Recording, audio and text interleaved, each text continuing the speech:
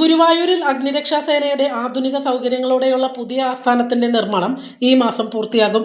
Outer ring റോഡിൽ പന്തായിൽ ക്ഷേത്രത്തിന് സമീപം 4.5 കോടി രൂപ ചെലവിട്ട് ഗുരുവായൂർ ദേവസ്വമാണ് കെട്ടിടം നിർമ്മിച്ചു നൽകുന്നത്. 9,000 ചതുരശ്ര അടിയിൽ നിർമ്മിക്കുന്ന ഈ ഇരുനില കെട്ടിടത്തിൽ അഗ്നിരക്ഷാസേനയ്ക്ക് ആവശ്യമായ എല്ലാ സൗകര്യങ്ങളും ഉണ്ട്. താഴത്തെ നിലയിൽ 3 വലിയ ഫയർ യൂണിറ്റ് വാഹനങ്ങൾ പാർക്ക് ചെയ്യാവുന്ന ഗാരേജ്, വാച്ച് റൂം, ഓഫീസ് മുറികൾ, സ്റ്റേഷൻ ഓഫീസറുടെ പ്രത്യേക മുറി എന്നിവ ഒരുക്കിയിട്ടുണ്ട്.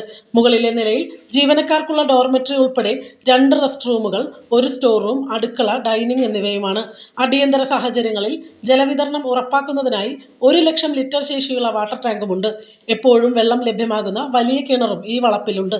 നേരത്തെ കിഴക്കേ നടയിലെ കെട്ടിടത്തിലാണ് അഗ്നിരക്ഷാ നിലയം പ്രവർത്തിച്ചിരുന്നത്.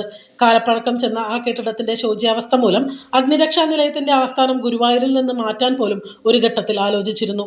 കെട്ടിടത്തിന്റെ സീലിംഗ് അടർന്നു വീണ് ഫയർ ഓഫീസർക്ക് പരിക്ക് പറ്റുന്ന അവസ്ഥ പോലും ഉണ്ടായി.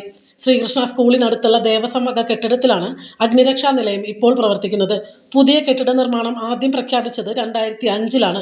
പല കാരണങ്ങളാൽ അത് നീണ്ടുപോയി. ഒടുവിൽ ഏറെ കടമ്പകൾ കടന്ന് 2024 നവംബറിൽ കെട്ടിട നിർമ്മാണം തുടങ്ങി. ദേവസ്വം വക സ്ഥലത്ത് ദേവസ്വം തന്നെയാണ് കെട്ടിടം നിർമ്മിച്ചു നൽകുന്നത്. മൂപ്പൻസ് ആസ്റ്റക് കൺസ്ട്രക്ഷൻ കമ്പനിയാണ് നിർമ്മാണം നടത്തുന്നത്.